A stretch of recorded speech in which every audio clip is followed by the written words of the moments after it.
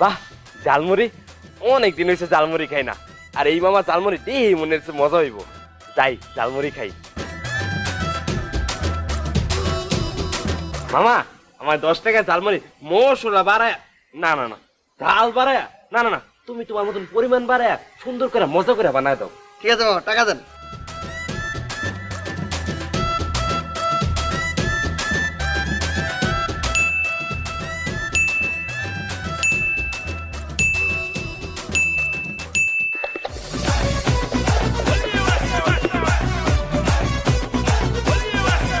মামা হাত পা দেন।